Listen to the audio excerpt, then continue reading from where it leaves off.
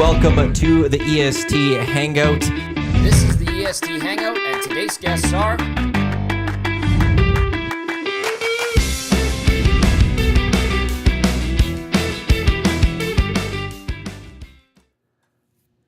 Welcome to the EST Hangout presented by Whiteclaw Hard Seltzer here on Game 2. Oilers, Kings, Matthew Iwanyk, Shawn, Belle, Joaquin, Gage with us for a little bit. We're going to have a revolving door today. Yes. Gager is only here for a few minutes. Then I don't know Yes. if Eric will jump in time or if we'll go straight to Zachticum. And then Zachticum will have to do the qualifier for the keyword. So he'll have to leave for a few minutes. And then maybe Eric will pop in. Then we'll switch it around again. But it's playoff time. Yeah. we just got to go through the depth, go through roll the lines. The winning teams go through all their lines. They get production from everywhere. And that's what we're going to do today to show the Oilers what they need to do to take game 2. We're all drinking Pisani juice at this point, right? Yeah. Yeah, 100%. We're live on EdmontonSportsTalk.com. Tune in, iHeartRadio, as well as those watching on YouTube. For those listening on the audio stream, heard there maybe wasn't any complaints about Whale and the Wolf playing over audio during the morning show today. Nice. So fingers crossed, maybe we got that sorted out. But again, if you ever hear it, let us know so I could try to keep fixing it. Yeah, I heard it. I saw the complaints come in. I was like, yeah, it's kind of nice. Have you heard it? Yeah. Yeah, as it happens. Like, it's very brief. Yeah. But when it keeps happening, I can understand how it's That's really fair. annoying. I only heard it the one time, so I was Okay. like, oh, I thought this was like part of the show. And I was like, man, this is nice. And all of a sudden it's like, ding, ding, ding, ding. This isn't supposed to be here, guys. No. Yeah. Well.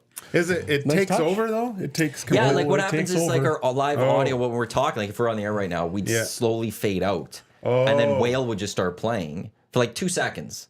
If that. And then go Then back. it would fade out and they'd just hear the rest of our conversation. Oh. So I didn't know why it was happening. I may have fixed something.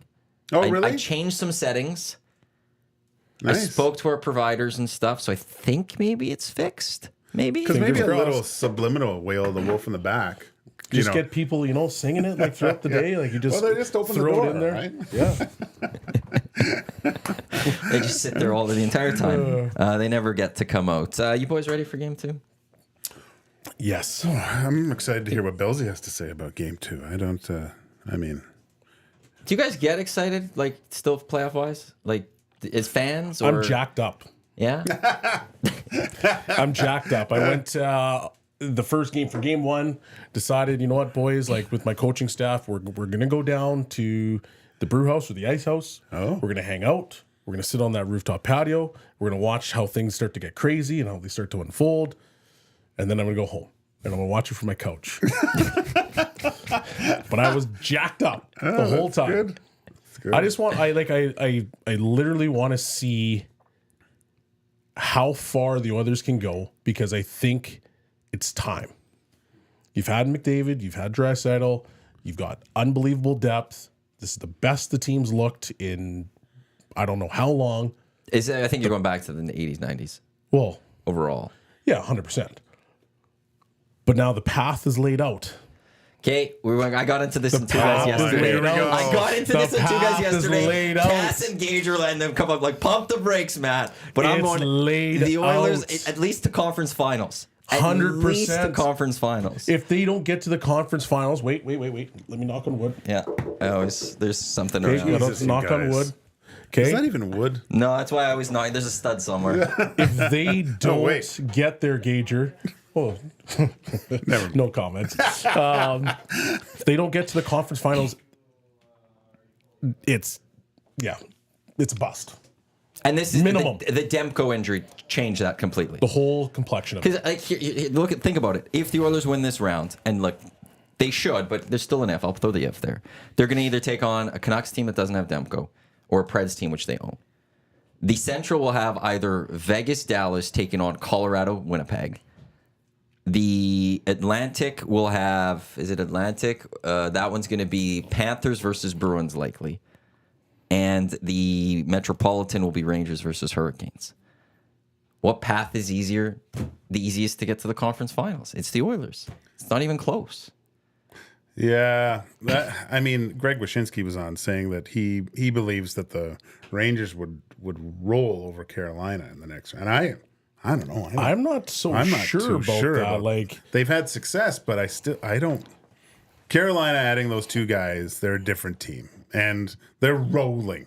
after that comeback. That's Like, did you see the clip of Kuznetsov literally just having the time of his life, picking on that poor guy that didn't have a stick? yeah. And he was like, just trying to snatch his ankles. I'm like, when he's feeling like that, that's you know, old that's Kuznetsov. like you're in trouble because that player is a playmaker. He's going to make people around him better. But enough about him. Let's bring it back to this path. Oh God. Let's bring it back to the path. Because at the end of the day, the Oilers, they can play any style of hockey you want. Yes, against Vancouver in the regular season, it's been, you know, they got beat up early in the year. The last time they played them, it didn't go great. But you take out Thatcher Demko, who is a difference maker. He's one of the elite goaltenders in the league that only has maybe a handful of elite goaltenders. You remove him from the equation, that safety blanket, that's gone. And So- yeah, I compare the Canucks almost. I mean, maybe they were a little bit better because of Quinn Hughes, but they remind me of the 17 team where they lost to Anaheim, where Cam Talbot was unbelievable. I believe that's the year, right? That's Yeah, 16, 17. So He played like the he was 70 he broke games or records. 60, He broke- whatever, yeah. And he was, but he covered up a lot of the deficiencies on defense throughout the whole year. Where the Chiarelli, I think, being having the blinders on, not seeing that my goaltender's world class, and he's playing.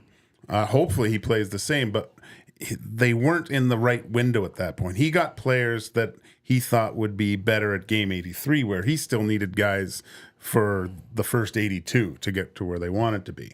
And I think, like you're saying, the next year, the next year. because he bet on a bunch of AHL players, taking a step up, taking a step. And so now you've got Cam Talbot, not the goalie he was, all these bad things that were happening year before, but that were being covered up by him, rear their ugly head. I think there's a little bit of that with Vancouver with Demko. He's so good that some of the things some of the saves he makes are just ridiculous. He makes highlight reel saves look routine. And everything else, it's hard to score on him. Yeah. And Quinn Hughes, he's a huge part, but they're 1A, 1B to the most important players. And, the path, the learning that the Oilers have done, Elias Pettersson hasn't learned those lessons. I mean, he's a Where's Waldo? I had tried to have the ISO cam on him yesterday, and it's at a different level, and you only learn from your mistakes. I tried to, on our show on Hello Hockey, I tried to tell Tom that I thought that Vancouver was just a better version of Nashville. And he's like, whoa, wait. There's like Dakota Joshua, and there's these guys, and there's that guy. And I'm like, you're right, there is those players. But if you take the first lines from each team and you eliminate them, what do you have? Yeah. And I'm not trying to take any shots at Vancouver because I actually think Vancouver's a very good hockey team. Their defense is like lights out good. But do they have enough scoring? Because Lindholm hasn't really produced that much since he's been traded.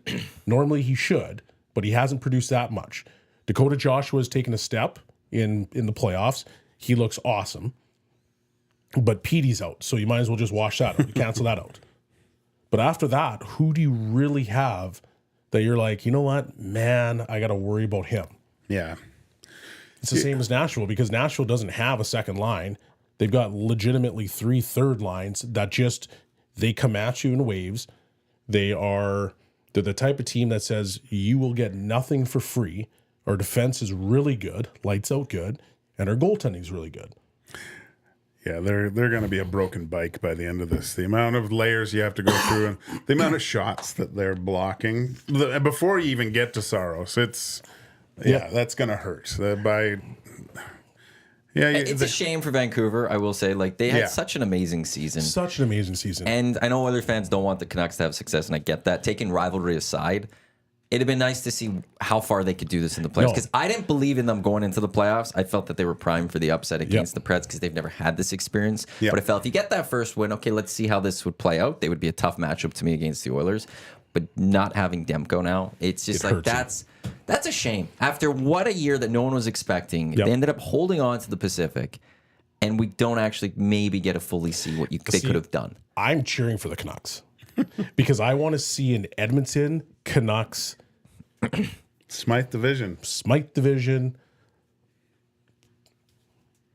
It would be unbelievable. Both of the fan bases going absolutely bananas, going at each other. Good travel. Great Easy travel. Yeah. I want to see that matchup. Yeah. It'd be so good. Think about like when Vancouver played Calgary in the playoffs. How nuts those places were going. How big of a rivalry it created. Because at one point there was a stretch where Vancouver-Calgary was almost a bigger rivalry than Calgary-Edmonton. There was a little stretch there. Yeah. Right? And part of it was because of Michael Furlan destroying the Vancouver Canucks. But I want to see that come. Let's complete that triangle. Right? Let's get the We had Canucks. Oilers Flames a couple years ago. Yes, we did. So let's get Oilers Canucks. Let's get Oilers Canucks because if you rewind back a couple years, so back in the decade of darkness, there were some wars between the Canucks and Oilers. It was awful. There were some wars. And like Taylor Hall got abused on multiple occasions, and it was Stortini that was the only guy that could step up to the plate, but he had to deal with, a full list of guys. Kessler, Bieksa, Sedins. It was Rick Rippon. It was awful. It was a little retribution. Yeah. Would be nice, but do it for Halsey. do it. Do it for Halsey. I don't That's a think you do it for campaign, Halsey. eh? I don't think you do it for him, but Let's just go with that one. Yeah, where they need to get the second round, meet the Canucks. Just doing it for Halsey. they're not doing it though. Not Who? The Canucks. They're done. Is that like you don't have any faith They after might seeing win last another night? game, Yeah. but there's chum in the water, and the Yeah. Preds are all over it. Circling. Yeah, that's. You think they that's would too risk hard to blow. Demko at some point if the series gets like if they go down 3-1? You think they'd risk Demko to try to get him in there? I mean, it's up to the player, but like the injury itself, Farhan Lauji said it's the same knee, but it's a different type of injury. That's we had during two guys yesterday. Yeah. Two different things happen to the same body part. That's a recipe for disaster. Yeah, like it's if you play RG3 if he comes back. Yeah, exactly. Oh. That's yeah. I know you hate that. I can't stand Mike Shanahan for ruining that career. Yeah. He should have pulled him immediately. And what that career could have What been. a promising career. That first year was all he had to learn was to slide and get out of bounds back. Yeah. That's all he needed to learn. He would have eventually learned that, I'm assuming, and we would have had an electrifying career. But thanks, Mike Shanahan, for screwing that one up, you useless. Like he would come out and you could see it. His leg, it wasn't Just it was flopping around, He was eh? just walking and it was flopping around. Yeah. I could see it. I go, what does he do? What are they all for doing? playoff games, just so you could maybe win it to lose the next Yeah. playoff game in Atlanta. I think it was going to be. And he just got crushed. And then he just picks up a football. Yeah. And it just buckles. And you're like, That's it. And then never was the same. Yeah, thanks for bringing up bad memories of that one. Yeah. Rip that Band-Aid I'm going to right go off. off now for the next 2 hours just on this one. You guys can go. I got things to say about Mike Shanahan. But yeah, like that's. I just wonder if there'll be that pressure of if they're down through, or if they'll just look at it and be like, you want to know something, that it is what it is. You can't do much about injuries, and we need Demko next year. Look, you got to take the whole. The Canucks are forming their right window to be consecutive, like in the playoffs every year. They've got their core nucleus all signed up. Yep. Are you? I mean, I don't know. That's a tough decision to make because you've shown signs. You went wire to wire in a very hard division too. Well, So isn't that what people always said? They're like, well, we're worried about the Canucks because they had no adversity throughout the year. yeah, Yes. this is. I mean, And this is now the first one. That's a pretty First big test of it. adversity. This is massive, This right? is Yeah. huge. You learn from it. I think looking at the history of Demko, you can't play this guy 60 games. You have to. I mean, you have to find that. what was it? Mike Johnson 3-1 split kind of thing. I think I think he should be talked about as the higher echelon of goaltenders for sure. But you gotta watch his minutes, because this wear and tear come game 83, you're playing every second night from that point. Yeah, no, you gotta find a way to shelter his minutes throughout the regular season. I heard that conversation with Mike Johnson.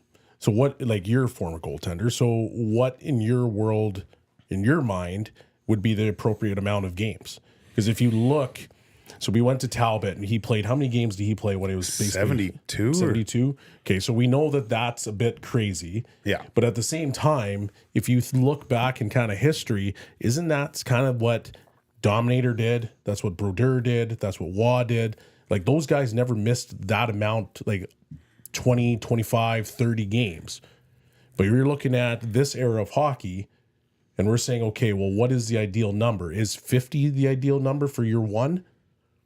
50 to 55 in that range. And then the other goalie's getting 30, 25. I really think it depends on the goalie himself. We just haven't seen goalies that can take the ball, run with it in regular season and playoffs, except for, maybe we saw Bobrovsky, but he didn't play a ton during the regular season last year. No. So the only one lost his job. Yeah, the only two that I can really remember is Vasilevsky and Carey Price are the only two guys. They were the throwbacks of those goals. And I think maybe it's the movement now. I think the game's too fast? No, the amount of pressure that's put on goalies and the way they move now. There's so much stress on the knees and hips, and not everyone's built the same anymore. That, it's the physics of going down. It's like twice your body weight of pressure going every time. So just imagine every time those goalies go down in that butterfly quickly, most of them are over you're looking at 400 pounds of pressure each time, right? So it's there's a lot more wear and tear, the speed. Is there also a little bit more of just development for the backups, that you're more comfortable throwing a backup in than what back then a little bit more? Because part of this is, baseball, they used to have pitchers go complete games. Yeah. 9 innings. Roy Halladay was unbelievable at that. Would go 9 innings. I don't know how often pitchers now, starting pitchers, are lighting up and go full 9 innings type thing. That one's more analytics. That one's a lot more of the numbers are saying, no, we've got to pull this guy here now. The hockey one, I don't. Could it be there? Just the backup, is playing a little better. That the numbers, like, I know they say now back to back, goalie can't play back to backs because the numbers say they do worse in the second of that back to back. And that's where hockey has gone to now with that, where the goalie generally doesn't play back to back. Is that there's now more confidence in backup maybe, or? I mean, for how many years we've been. Edmonton's looking for that solid backup goaltending, right? Pickard's finally answered all the questions and even took some of the load off. I think Skinner. That's the ideal situation that you want to find a balance with. But yeah, it's funny because I'm if you were to ask me and I was still playing, I would say I want to play every game. Yeah. That's you even when you're a little bit tired, you still want to play. I understand it, but maybe that. I don't know, maybe that fuels the fire a little bit more. But then you look at Boston, a situation. There's a unique relationship between those two guys, too. That's, I don't want to say in all cases, but, you're competing against that other guy. You talked about this with F1. This is why you fell in love with F1 part. Exactly. Yeah. So you want to beat your teammates. Similarly, or there's a comparisons. You want to be the guy. You don't get to the NHL saying, you know what, I want to be a backup. 100%. There's not one of those guys that thinks that way. No one, it just doesn't work. So I think it's situational to the player. Demko showed that there's wear and tear after too many games. He's been injured in the most important parts of the season now, or regular season last year. But you got to find some balance because he's when he's healthy and able to play. There's not many guys at that level that are better. It's 9:25. Oh, you good? Yeah. You got a meeting to get to. I got it. Thanks for everything. Thanks. Good job in the mornings. Hey, thanks, man. All these years. Oh, I see what's on the back of your shirt there. I know. Wow. Right? Wow, that is That is outrageous. Wow. But it's Yeah, no, I get it. Whoa. Why you get it? Wow. Dusty's not here and you go there. Wait till he hears about this one. This is the EST Hangout presented by Whiteclaw Art Seltzer. There's always someone looking to ride the next wave. They're here for the ones who make their own Whiteclaw. The difference is clear. Matthew Iwanyk, Shawn, Belle with you here. Zachticum will join us. Maybe Eric will pop in right away here. I'll text him to see if he can come in for a little bit. Lucas, by the way, he says, based on what you're saying with Whale and the Wolf, is Belle, he's saying he's a fan of Whale and the Wolf. Loved it. So you're becoming a fan. We'll get you into it. So I'll get you a CD of theirs, maybe. A CD? I'll get you the latest one, maybe. Yeah. Let me stick it into my Walkman. Throw it in your car. Your car doesn't have a CD player? Nah. Really? I don't think it does. I would think that's still standard, no? That you have a CD spot? Honestly, I'm not even trying to be sarcastic. No, I know. I legitimately don't know if it does. I haven't actually looked. I've never been like, yeah, there's a CD. What do you mean? It's not even something you have to really Let's move go around and let's go look. look after. I'm almost convinced will. I don't have one. I just don't know if cars are doing that or not. They're getting rid of Yeah. them. I think I've heard that maybe they were getting rid of them. So I think they maybe might, you are. yeah. But I don't know how. I just feel like the stereo's right there. You would just know. Yeah, but that's my point. Is that I've looked at my console and I'm like, I don't see an area for me to stick this CD in. So I'm pretty sure I don't have one. Unless I've been completely out to lunch since I've owned this vehicle. Well, then I'll say this: that Spotify, Whale and the Wolf, There click you go. play. Yeah, thank you. There you go. Well, just quick YouTube. Go. Don't have to deal with the. You could shut off your phone. Yeah. YouTube, unless you have YouTube Premium. You have YouTube Premium. Premium, yep. Well, look at you go. Yeah. Mr. Fancy over here. I've got YouTube Premium. I'll just throw it on I had YouTube to make some Music. sacrifices, you know? I got a free preview of YouTube Premium for like 3 months. Yep. It was actually really nice. It's so nice. I didn't renew, It's so nice. but there's points where I do sit there and be like, you want to know something? Not having to sit for an ad and just whenever you want to watch it, especially when you just need something quick. Like you're trying to Yep. fix something, you're throwing up and it's like, and you're just waiting like. There's nothing worse than the double ad. Where it's like, here's my 15-second ad. And then there's another one where it comes in, it's like maybe 20 seconds. Sometimes it's 30 seconds. That's the worst one. If it's a 5-second, then it gives me automatic, like my option to skip. The skippable. Greatest thing in the world outside of premium. But when there's that double, there's that double, like, I don't even want to watch this video anymore. We're actually trying to build YouTube ads. For us. really? Yeah. That's awesome. But they'll be skippable. Yeah. They will be skippable. Skip. I won't Yeah. do that to people. As long as Gager's not in it wearing the shirt that he's wearing. That is wild. Surprised you guys let him in the building today. And I would have never known. I think he's worn that shirt before. Literally would have never known. But then just seeing it on the back, I was like, wow. Yeah. That Dusty doesn't show up for a little bit, hey, and he takes over Dusty's chair, and that's what he does here. wow. It's not even like the Oilers are about to take on Kachuk or something tonight. Nope. They're not. That's the thing. Like, it was an interesting choice by Joaquin Gage. I like the logo. Yeah. I understand and I appreciate It's awesome. what it symbolizes. Yeah. But man, That's. Tail saying my truck is 2021, no CD. Spency 5 Centsy, Maddie, a lot of new cars don't have CD players anymore. yeah, I'm pretty sure mine doesn't. Lars, why CD players are dust in new vehicles? I am stunned by this. Did you know cars don't have CD players anymore? Mine does. Like new ones. Lieutenant Eric joining us. Apparently, Lieutenant Eric now joining us. You want to come in? Am I ducking in? I didn't know. Yeah, I'm good with whatever. You want to Gager. come in? Yeah. Burn that shirt. Okay. At least just like put a sticker on the back, maybe.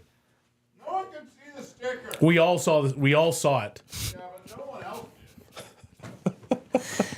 I think your mic's gonna have to be faded up for a Do bit. you want Zach? Well, he was gonna come in. Yeah. We're just instead of just two of us, it was gonna be the three of us. So, I mean, you want to do like 10 minutes? I'll do 10. Sure. I just want somebody manning the gates Yeah, here. no, people it's- are waiting outside. You know, being Yeah, in and out. I hear you. I feel you. Yeah.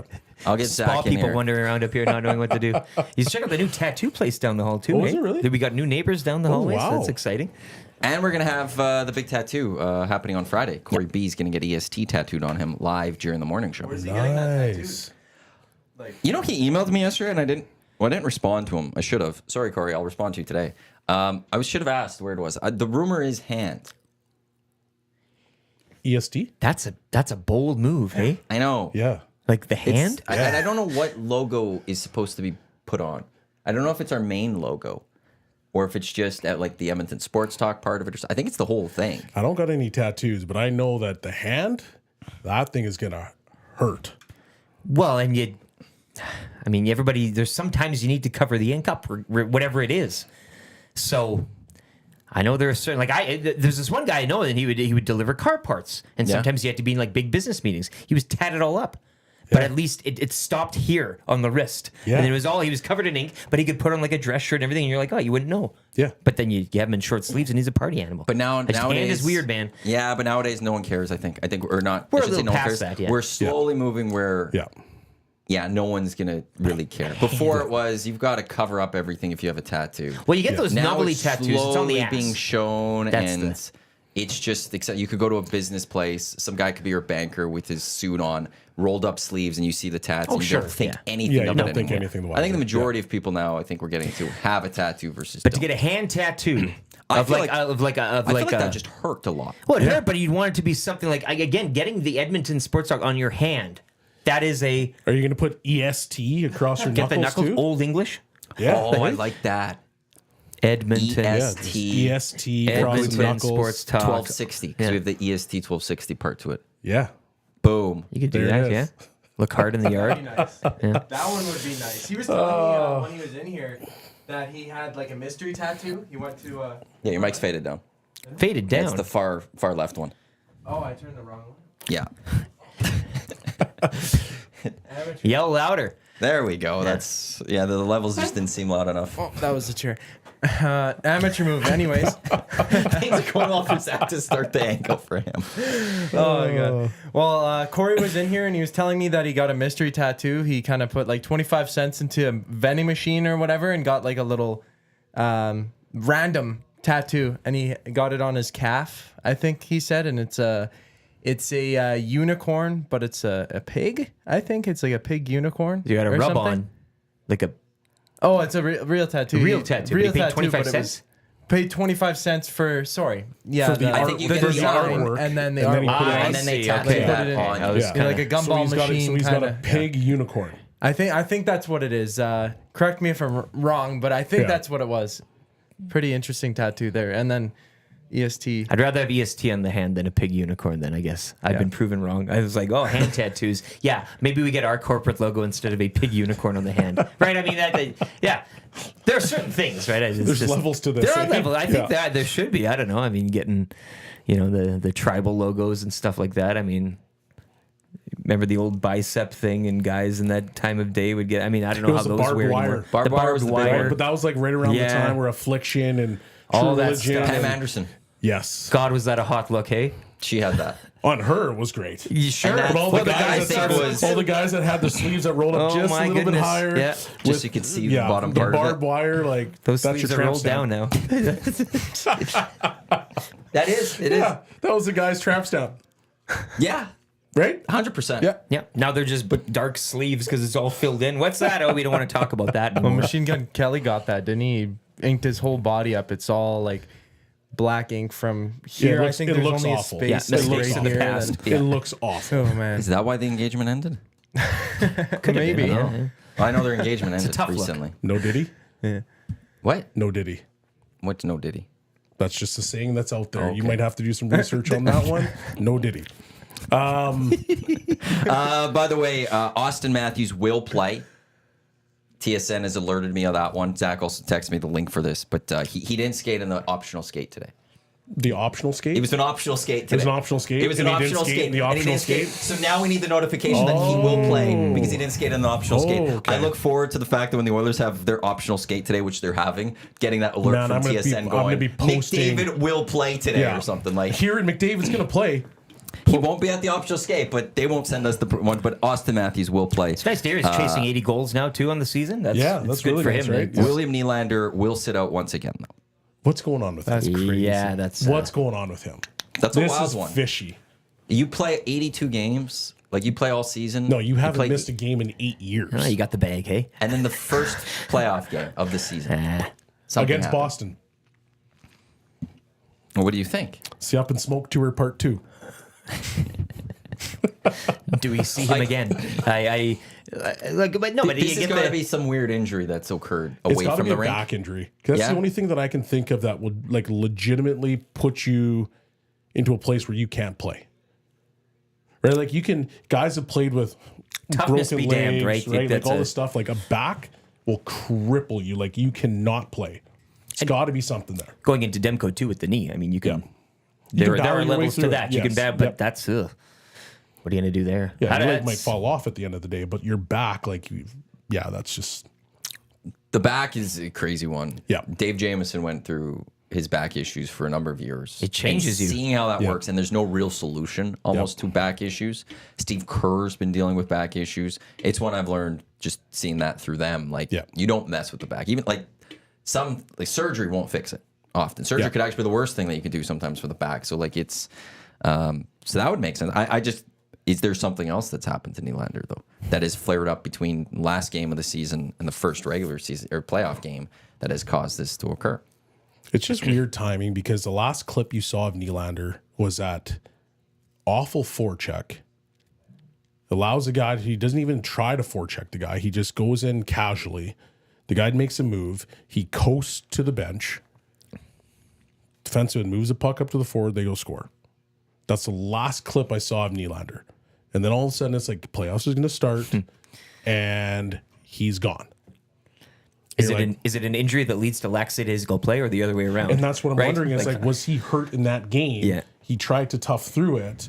And that clip is now like, this is part of why he was doing what he was doing because he just couldn't do it anymore. Yeah.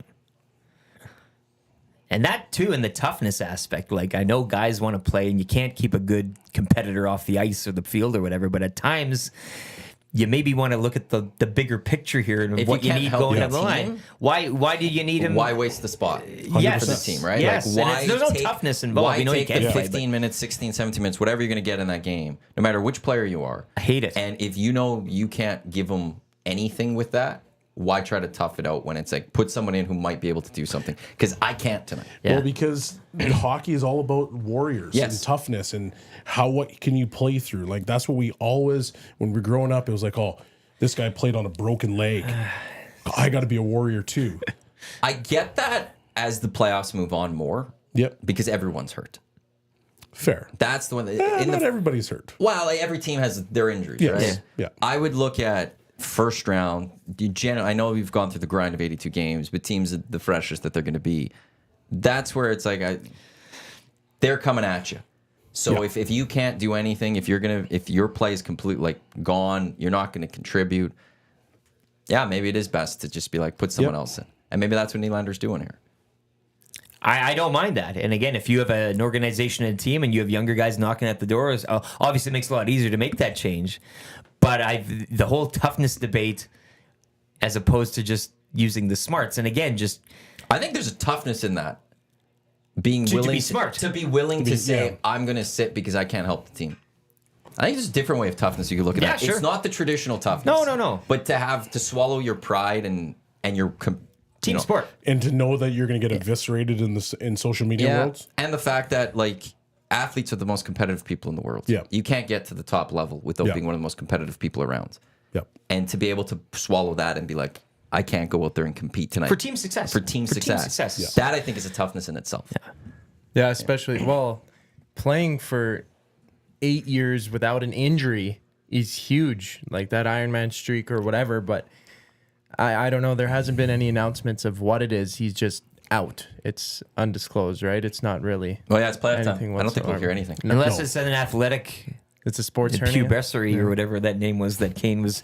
It sounded like a Spanish soccer club, did it not? Athletic something or other. Everyone's like, oh, Barcelona's they're going to get taking demoted into Premier League 2 here. But unless it's that, unless it's a injury of that nature, no, it's pretty mum on the topic. But it'd be tough to play with the back, broken leg. I don't care how tough you are, right? George Peverly did it. Killed the penalty. Oh God, Wait, was it Rich Peverly? No, it was killed a heart attack. It was Campbell, wasn't it? Greg Campbell. With the broken leg? Yeah. Yeah. He broke that, finished the shift, came Yeah. off. Didn't Patrice Bergeron have something like pretty major, like a punctured lung or something ridiculous? Yeah. When they won the cup, right? partially collapsed or something like that. It was Yeah, something ridiculous. Yes. where you're Yeah. There was something. Yeah. I feel like yes, but you want to know something? You could play through a lot of crazy things. Look at the Vegas Golden Knights. 100%. You could have a spleen Oh, taken don't out of you do and that. thrown I was away. waiting for that. And you could I drive right, No. You're get done right with on this the crap, ice. aren't you? I am too. I just No. move on here. No. Well, it's been No. proven that you could just No. You know something. Mark Stone's gonna lose an arm next year. Nobody's and gonna biting score. today. Nobody's biting today. Big game You two in leave- that no. series. Oh, yeah. No. Big game two. That power play is looking great as Hey, well. look, with I'm the Hurdle on guy there. that loves. I love what the Golden Knights are doing. I love the Stars fans for booing him so loudly Yes. that he couldn't even answer a question. It was glorious. Good hockey market down there. Great. They know what they're doing. It's, Yep. the rules. They are following the rules. Yep. If they weren't, the NHL would shut it down. It's that simple to me. I know. Like, it's- Yeah, and they got a that's- smart guy that's been You educated could at a think school it's that cheating. he's. Craig McTavish thinks it's cheating. All that, and that's fair. I understand why you would think that, but in the end, to me, it's in the rules. They're doing it. More teams need to go for it. Now, do you think teams could cheat in other ways, not just placing players on LTIR and bringing them back right in time for playoffs, but like something deeper, like Well, we've always taking seen it. I mean, in every sport, like NFL, there's PEDs and everything like that. Like how realistic do you think that is in the NHL to have? Oh, in have the that? Is NHL? that- PEDs? yeah, to have Oh, they're there. Well, they're but there, just but in terms of like the cap and everything and manipulating stuff, It's you always can, been there. You can go in there and read the fine print. The It's PEDs? available for anybody. No, if you, the cap, various things Oh, with people yeah, trying to push yeah. the I envelope was with talking about caps. the PEDs. I was like, you're right. What used to be there used to be this whole era of tough guys that were just mutants. Yeah. And yeah, they were all on it. And is there a player in the NHL right now doing PEDs? Don't think so. I guarantee there's somebody. Yeah, you're right. Like I'm not You're gonna. right. There's 700 players or whatever. There's a few people doing. but what it. is it a the high PED end? this year? Yeah, how do you kind of Well, because what are the science is always rules? And- changing. Exactly. So you And can that's always the thing about the PD fight is Yeah. we're always chasing. Well, I say that as somebody who doesn't want it in my sport, but the people that are water or whatever, they're always chasing because science is coming up with new ways. Georges Larac would always tell me, he's like, these guys are all, he's like, I'm naturally 6'5", Yeah. 280. And he is. But he'd be like, all these other guys that are coming in, they're all on roids. I'm like, George, are they on roids? He's like, they're on roids. just the blanket statement. All of them. All of them. All of them. every single Are one. you sure, George? None of those guys are just naturally big? Like Steve McIntyre's not naturally big? That guy's built like a fridge. Yeah, that guy's got some size too. Yeah. And that's all natural. I like how he But it's involves like- the height. Height like doesn't, like height height doesn't come in from the right. Thanks. Start popping Thanks, George. PEDs and I Yeah. grow like 10 Yeah. feet. There. Thanks, Georgie. But I understand the legalese of like just the small print of the contracts CBA. and how to run a roster. I mean, even that's Kovalchuk's contract was sack cap circumvention. Now the NHL stopped that one. They sat there and went, "We don't like this." Sure. And then there was a whole they have bunch the of power to stuff. do that. The Duncan Keith contract had its issues. Roberto Luongo, they added the recapture penalties and all those type of things. Yeah. So the NHL has gone and found the cheating and what they believe is cheating and stopped it. Yep. This one they've looked at, the GMs have looked at and have said, "We're good." This one will be stopped at some point. and how is that initiated and through which team taking advantage of it is going to be that. I agree with that, but it'll be because the NHL will get tired of so many stars not playing in the regular season, and they won't want to take the path. It'll be a little bit different, but of the NBA doing load I'm management. going to throw a hot take out here. Okay. Hot takes is tomorrow. No, I'm doing a hot take right now. If the Vegas Golden Knights sweep the Dallas Stars, Ooh. all hell will break loose. And there will be issues galore. And this will be addressed sooner than later. Because it'll get loud after that. It'll You're get right. That might very be loud. the thing that kicks it Yeah. off, eh? 4 Yeah. games, that would be If it was a 4-game, Man. boom. against a team that people are picking out of the West, like a well-rounded everything, going Yeah. through it, they're all good. Man, it'd be hard to look away from that. And Yep. it'd be really loud Yep. at that point. That might be the one. That's maybe. my hot take. Yeah. You think the GMs would be all upset? There'd be one GM that would be upset. No, I think the owner would be pissed. Okay, he's only one of 32. And then he's going to go on to he's going to go on his soapbox and he's going to beat the drum to the point where it becomes a whole nother issue. That's my hot take. And I don't know how I have nothing. There's no, No, I get evidence. it. There's nothing behind it to support what I'm trying to say. I'm just throwing a But hot would it be a take out bad there. look Yeah. on the NHL in a way that Yeah. you have this team that we all sat there and went, the Dallas Stars, where's their weakness? But that bad looks now on And then- PEDs in a sense too, as Yes. before the series was. People, But now you get the Golden Knights who come in, and if they roll so quickly against the team we all looked at in the West, went, man, Yeah. they're good. Yeah. And you roll them in 4. Yeah, I can see fans, media, but I don't know if GMs will care. And that ultimately is what it comes down to. That's what they're this one all comes down to. The calling GMs shots and the here. owners will have to care. And I do if think I'm you sitting there would as a- care, though. Okay, so you're Jim Nill right now, okay? Okay, no, okay, but You've I lose. done- I know. Okay, it can't be the team that loses. Okay, but just hypothetically, we're going to play this game. You're Jim Nill right now. I'm okay? really smart. You're really smart. You're one of the smartest hockey minds in the game. I worked And in you've done Detroit an too. unbelievable... Jesus. Oh, there's that red button again, hey? Yeah. So you're one of the smartest minds. You build this unbelievable roster that has 0 holes in it. Yeah. You somehow have to play the Golden Knights, who A wild card team. a wild card team because they were beat up injury. You get the reward Yeah. of this. right? But if you were to take that team that is today and you were to put them in a preseason poll and they were actually supposed to be a top 3 team and you just magically lost them because half their team is out with whatever injury and they're all on LTIR and they all come back and you just waltz into here's Vegas and they smack you around for 4, you don't think you're going to be like, come the blank on. I don't see with that. I'm thinking of 2 things. If I'm Jim Nill, again, great times in Detroit, building those in Dallas. It's one where like I would be frustrated with what the Golden Knights build, but the other 2 parts of that is just sometimes like let's not use the full LTIR. The Golden Knights are a good hockey team without the hurdle move. 100%. And that, right? Like, and so they just had an unlucky year in terms of having a bunch of injuries. Again, not these injuries aren't fake. Yeah. They maybe exaggerate the extent of these injuries. Maybe there's an embellishment of these injuries of the extent of how much they're Laceration hurt. can go a But long there's way. there's injuries that are happening here. 100%. So the Golden Knights had an unlucky year where they didn't play well through 82 games and finished in that bottom spot, and that's the luck of the draw, in a sense. If I'm Jim Nill, that's one thing. The one thing I might argue then is, well, maybe it's the playoff setup that stinks in this point. Why am I taking on the Golden Knights? But the flip side to that one is right now, well, the Golden Knights still would have taken on the Stars because they would have been the 8th seed in the West, 1 through 8. And this is more, I don't think this is as much as cap, the LTIR issues cap-wise with Vegas, as more it's, well, they just played poor through 82 games, poor enough to be 8th seed, and I'm stuck having to play them. Or if you didn't have the LTIR to be able to use that, you don't have Thomas Hurdle. Adding who to the is power play. Adding to and the roster that they have. And now you have to find a way to get through the season. So, yes, you're banged up.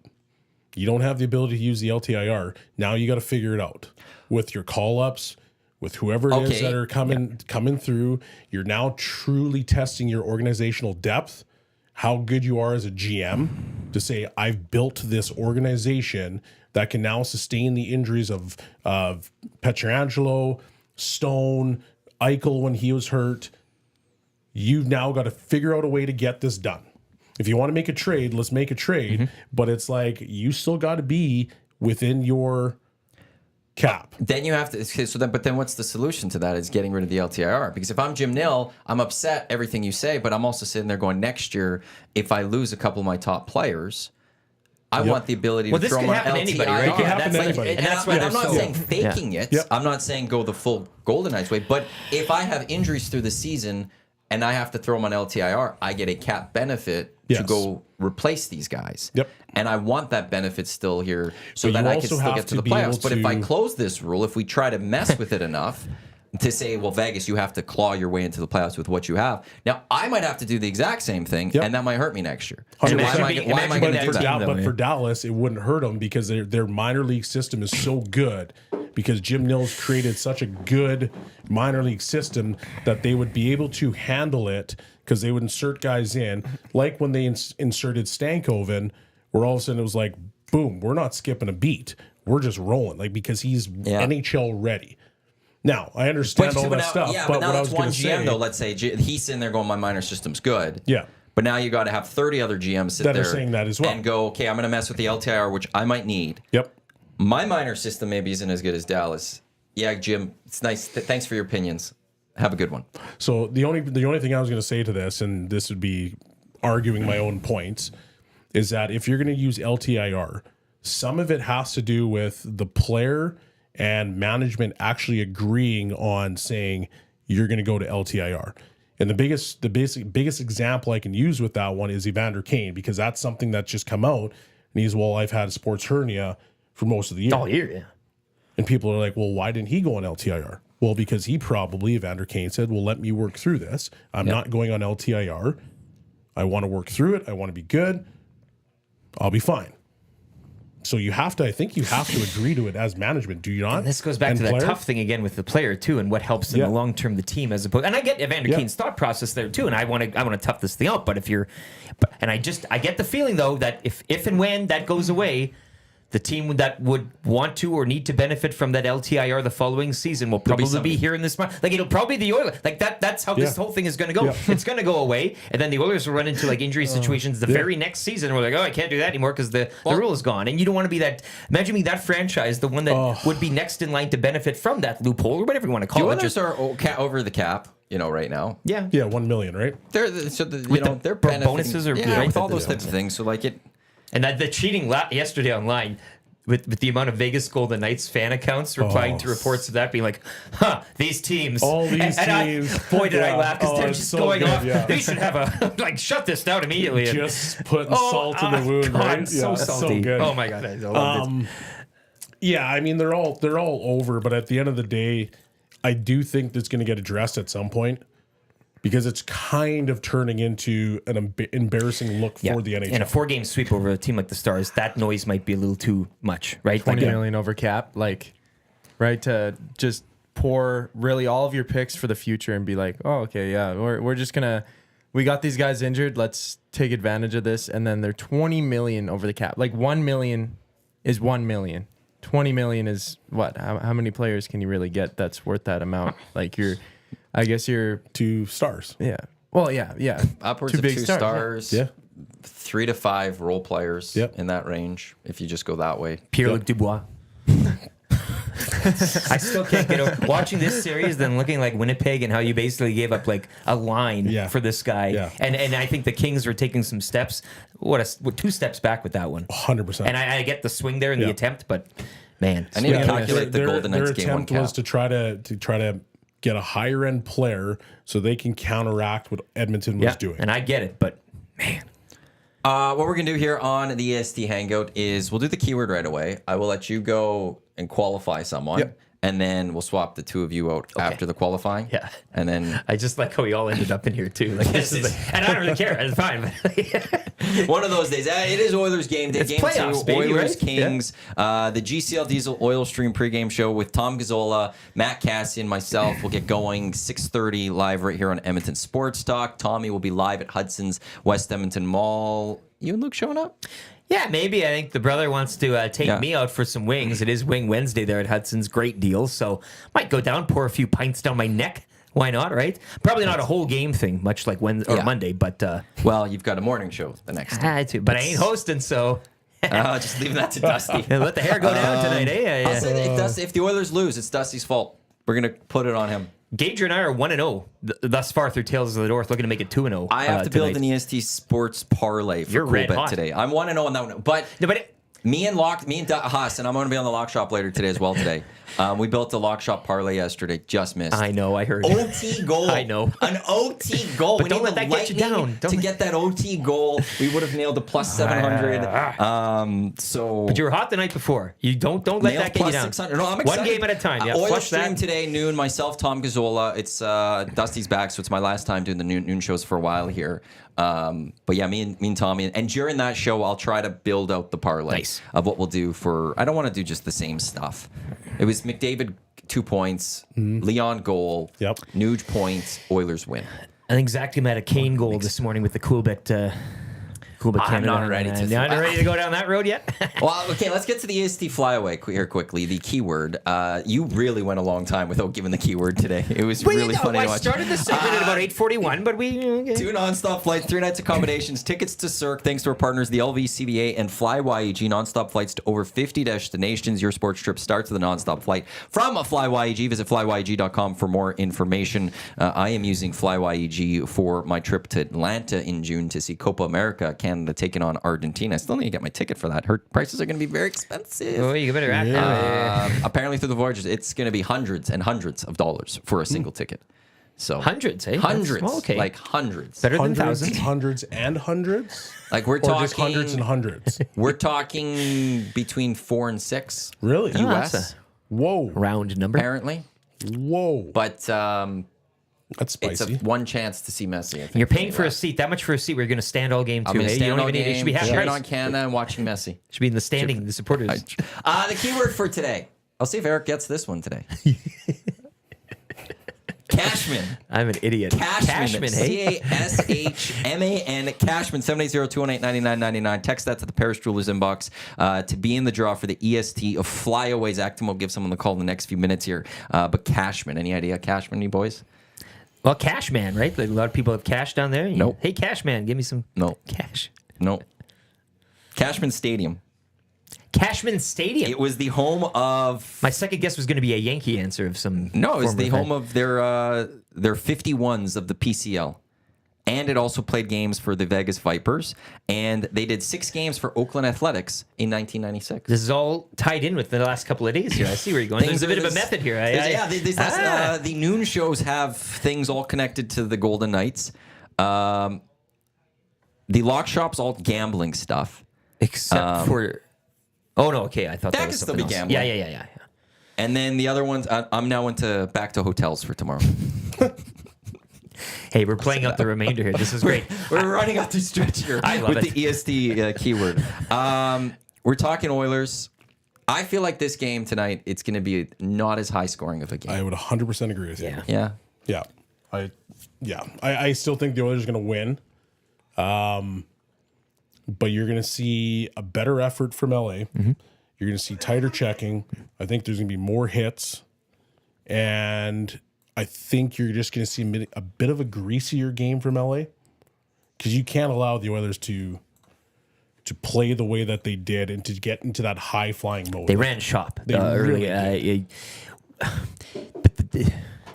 So the Kings getting out to this game and the start to it all and everything. And you mentioned maybe a greasiness and a bit more tight. I mean, I don't know if the Kings are going to get anything. I mean, that'd certainly be their favor, and that's how they're going to get something. Yes. In terms of the Oilers, what would you first 10 minutes tonight? What do you do? Do you go out there and try to exact it again with them coming in so hard, or do you just kind of maybe absorb a bit? It's the same with the post secondary stuff after the whistle. Like, don't be so hot. Let them do the thing. Let them You're do talented it. enough. Again, when they scored, when the Oilers opened the scoring, then Iwanyk and I looked at each other. They're not like the Kings aren't winning 4 games, 100%. and they're not scoring. I said 4 goals. I Right? said if the Oilers score 3, the Kings aren't scoring They're just 4. not coming Correct. I back agree. in the I game agree. or in the series. Like, I don't see that from them. So See, like for me, when the Oilers come out tonight, I want them to come out hot. Like we are flying, because all it's going to do is it's going to bring the energy. It's going to get more. Mm-hmm. The fans are going to go ballistic because the Oilers are flying around. If they can get a goal within that first 10 minutes, that building is going to be rocking. Yeah. That's the last thing you want if you're a King. And in Cam Talbot trying to resurrect his game, you get that sliver in the mind again early. Yeah. Like you just can't have that. Well, what's happen. the chance to go to Rittich? Shut him you go out. to Shut him Richards? out here in the season. Yeah, like It's I different don't than think it's Boston yet. because they are used to doing the yes, rotation. I don't think you're going to change yet. I think you're going to give Talbot another opportunity to see if he can be the guy again in the playoffs. And then if he falters and he has another game where he's given up 7, well, then it's maybe time to switch it up. But at the end of the day, the Kings have to drag the Oilers into a bit of a street fight. You gotta go after the star players. But the biggest thing that they can't do is take penalties, because if you rewind to last year, they took penalties, the Oilers scored in the power play. See you later. If you look at last game, the Kings took penalties, the Oilers scored on the power play. See you later. This is So what Cass it's was saying on Two it's Guys a yesterday, very, too. very fine line of what you try to do and how you have to play, because the defensive game with the 1-3-1 just doesn't necessarily work if the Oilers score first. Yeah. Right? So you have to be able to find a way to slow this game down, get it tighter, clog up the neutral zone, be greasy, get the Oilers off their game, and score the first goal. And I don't see this Which is additions. hard. I don't see this year's edition of the Oilers though succumbing to that. Type I don't think they are either. Like I think So they're a it's- little above that this year. Yeah. What do you got? This is just for you and I. Gager just texted this to us. The shirt in the garbage can going happy now. No Yes, I way. am He actually happy now, tossed it. Hey, Gager. good. Good on you, Gage. Oh, that's so So I good. didn't even know until he left the room. So good. Didn't even know ourselves until he left. Did you see the shirt he had on? I did afterwards, but Yeah. he must have walked in front of me a couple of times this morning Yeah. too. Didn't even notice, but Caught my eye. I think his box of Timbits were blocking it. That thing was like a billboard Oh yeah, on his back. yeah. Well, that's back. Yeah, I mean, rent space. Zachticum's about to connect us to the EST qualifier call. Before that, do you think the Kings stick with that 1-3-1 to start this That's game? all they know. Yeah, It's been so effective for them over the. But it at has some to play point, out just you not perfect. have to You realize it's can't- not going to work against this team, and you have to try when you something get down different. a goal. So, but what are you going to do? You can go to a 1-2-2. You're going to try to be more up tempo. If you try to go more up tempo, you don't have the horses to run with the Oilers. So that's the last thing you can do. You've got to try to find a way to lock it up even more. So you're hoping for that first goal, You are and trying then to do hoping that you can do anything you can so that the Yes. Oilers can't score. Yes, you have to. This series is over. It's really it. Yeah, yeah. That's what it is. Like I don't see the Oilers getting shut out 4 games. I don't see them being held under 3 goals in 4 games. And so, to me, I just Yeah. and the Kings scared me the last 2 years a bit, but this year I just look at them and go, they're not as good. The only And thing- the Oilers are PLD better. move, that PLD move to eliminate all those. Look at what they're doing in Winnipeg too. I mean, I like that collection of players, and I understand the thinking behind it, but those Kings teams could maybe give you a bit of a different look if, say, they were pressed into a different situation. 100%, and it's a tough situation for the Kings because they've played a certain way for so long. You play that 1-3-1, they're good at it. You limit teams, you make them dump pucks in, but you look at the Oilers and you say, okay, well, when they're on their game, man, are they hard to beat. Yeah. The only thing that's going to stop the Oilers, and you noticed it a little bit in the game on Monday, is that when the Oilers decide to take their foot off the gas pedal, Yep. they let teams back in. So what was it, 4-0? And all of a sudden 4-1. And then it was 4-2, but it got waved off. There was a breakaway was from like- Arvidsson that Yeah. was, and then the goal down Yeah, the so other it end was of the actually- ice. 4-2 again. Yeah, it was 3-0, and then it was 3-1, and then it was 3-2 with that disallowed goal, but then the Oilers scored to make it 4-1, and then it was 4-2. And so that's the only thing that I'm going to sit here and say is that if the Oilers are a little bit sleepy and they decide to just take that foot off the gas pedal, that opens the door for LA. And that's why I think the first 10 minutes of this game is so crucial, because you want to come out and you want to be electric, and you want your fans to be fully engaged. And if it is, well, good luck. Well, and the Oilers have had issues with a full 60 this year too. So there are times in the game where the other team, but I do think this Oilers team too, and Maddie and you and I were saying this, if you do mount that comeback, I think right now they're in a mode and a mind of just stomping out again. Yeah. And whatever you push into the middle of the table, they'll see that and raise it. Again, it's Let's get to the qualifier for the EST Flyway for today on the Hangout. Who do we got on the line? Let's hope this still works. Pardon? 10-. Congratulations. You are in the mix for the trip to Vegas. You've been trying to get in this entire time. Yeah, I was losing hope there. Is this your first time qualifying now? Yeah. Cool. Well, perfect. You're in right near the end of all of this. If you win this trip to Vegas, who would you take with you down to Nevada? Oh, I'll probably have to open it up to offers. My buddies, see who wants to pay the biggest price. I like that. Get the bribery going.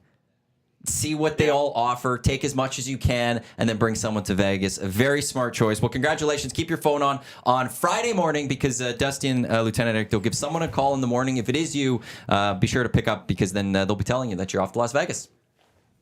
Thanks a lot. Congrats, best of luck, and your next chance to qualify for the EST Flyaway coming up during the lock shop with myself and Huss. And then we got Oil Stream later today, and then one more chance to qualify it is tomorrow. We good? Yeah. We good?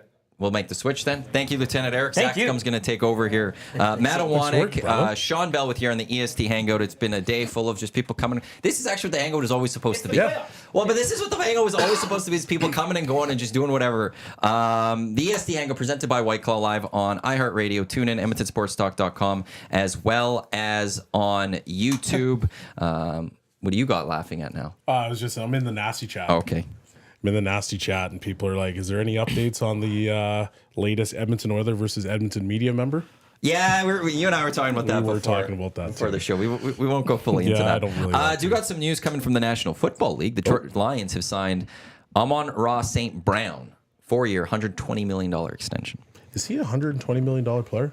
He had a pretty good year, did he? He's He had did. great the last 2 years. Yeah. He's on my fantasy team, so yes, he's worth $120 million. As long Fair as they enough. keep feeding him the football and he gets his catches points and he gets his yards points and TDs points, Matt's Rad's football team will be very happy. Matt's Rats. Matt's Rad. I want just the most dumbest name or whatever. I'm Big Black. Okay. Yep. I finished second this year. It was the closest I've ever come. It's a 16-team league, Yep. so I'm walking away because we split the pot. Me and the end up winner before the game. I'm gonna get like 1,200. Are you in one league? I'm only in one league now. So I'm in three. I used to do. And something, they're all different leagues. In Yeah. the one league that I have been it's a PPR. I've been dominant in it, and for whatever reason, this year didn't have a great. Actually, there was a lot of injuries. It wasn't a great season at all, and it came down to the last game of the regular season. In the last plays, they're at San Francisco because I got McCaffrey. Is at the 2-yard line. All you got to do, give it to McCaffrey, allow him to run the ball into the end zone like he does every single time he touches the ball. And what does San Francisco do? They go throw 3 times in a row. And to make matters worse, I'm pretty sure they had Blaine Gabbert in.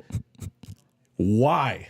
Please tell me why you're allowing this man to throw the ball when you have arguably the best It's the best right now. offensive player in the game at the 2-yard line, It's to piss you off. and I lost. I didn't make the playoffs. How many points? Like, I what was was this? so mad. I was down by 5. And touchdown, Just the 6 touchdown, points. the touchdown, 6 points. Plus, if you do points, then that's 0.2 points for the yards or whatever. Yep. So it would have been like 6.2 points that touchdown. Yep. Just miss it. Or if they threw to him, Or that. right? Like throw to the Or flat that. to him. Like if you're Throw gonna it, just throw, dump it let off. him run to the side, throw the flat to him. He catches it. He walks into the end zone. You also get the PPR point on that Right? one. Give me the screen. You get the 7.2. You're not doing fades. You haven't played in 3 years. Stop trying to do fades to the back. I hate fades. I'm not gonna lie. I think we've seen less of it over the years in the NFL than we once did. I hate the little fade right to the back of the end zone jump ball. I think the Well, that's rate because- of it working is a lot Well, lower. that's because Calvin Johnson's gone. Yes, there's very And so few they- you yeah. could do it to. Do you play a lot of fantasy football at all? Did you ever get I into it? used to. That's how I originally started getting into football. The last couple seasons, I haven't really dabbled in too much fantasy, but I've been meaning to get back in it and join a couple leagues. I've never been in a money fantasy league. That's what. There's no connection for that. Like if I'm not losing money, it's hard for me to do it. But it did get me, I guess, more into the game. You want some game and skin in the game. Yeah, I want to be like, okay, I have some time to put in here. Maybe I can get something back for it too, right? Like studying and I guess putting your draft board up and whatever, like how deep you go into drafting a team as a GM, I guess. I don't know. I haven't put much time into a lot of it, but if I were in a money league, like I would sit aside and like bring the highlighters out and everything. You know what I mean? Like try and win the league. Honestly, if there was money. Highlighters are going to win the league for you. Hey, it gets me prepped. It gets me prepped. The yellow highlighted players are my tops. My orange are maybe. Yeah. Red, stay away from. No. Will Don't not touch draft. those ones. Terrible Oh, energy. that's See, the awesome. thing about football, like the draft matters, but it also Doesn't depends on matter, how yeah. many teams, how deep your leagues are. My Yeah. 16 team waiver sucks. Yeah. And we keep 5 players. So like the draft sucks too. You just have to be able to find those diamonds in the rough in the draft. 10 to 12 teams, there's waiver wire pickups all the time in the first like 2 months. That same PPR league that I'm in is running back hungry. I love So if running you backs. if you don't get a running back within the first 5 rounds, there is no running backs. I don't know. Like it's actually the most. Is it keeper or no? It's not a keeper. See, and that's where I like going running back heavy with my teams usually. I'm strong wanting to build running backs. Yep. But if a draft is not going that way for me and I'm seeing running backs go, I'll be like, that's fine. Give me the best receivers. I'll take 3 of the best receivers then that you guys don't have, and I'll just light it up that way. You got to learn how to shift. Yeah. You want to hear what my team was? This year? Yeah. And how'd you finish? Missed This, playoffs. this is the missed playoff team? Yeah, so this Okay. is my starting lineup. So I had Tua, who had a great fantasy year.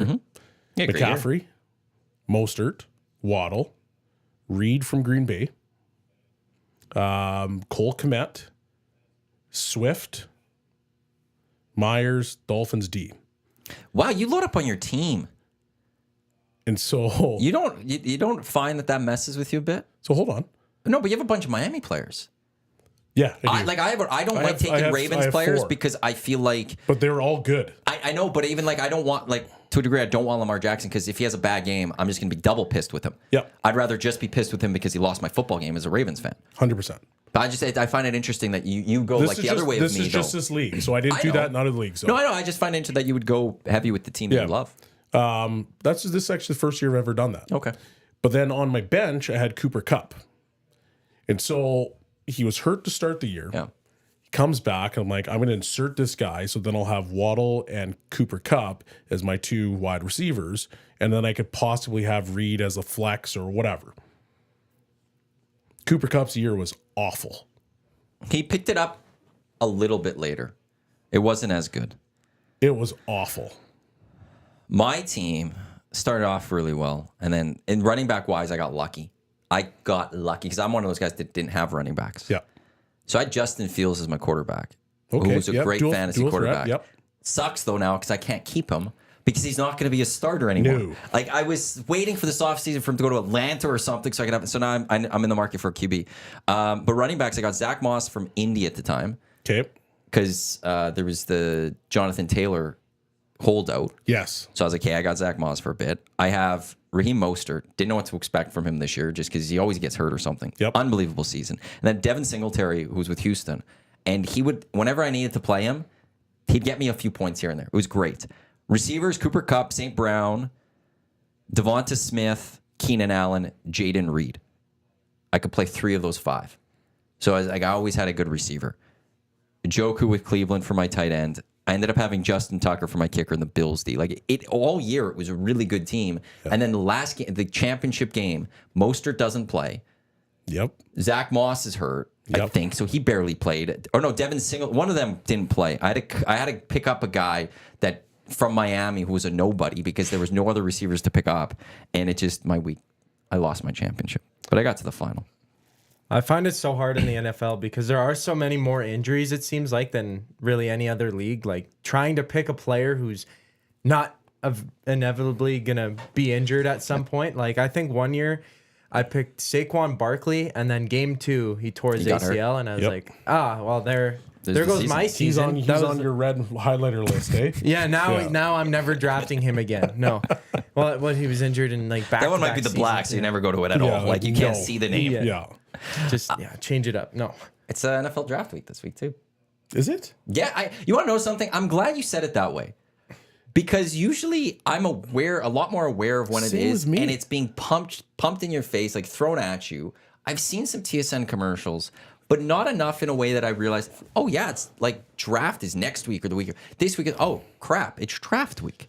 Is it tomorrow? Yep. It's tomorrow? Well, Thursday. Out in Detroit. Man, I know, I'm like, so out of the loop right now. It's unbelievable. which it's the Shield. We're never out of the loop when it comes to the NFL.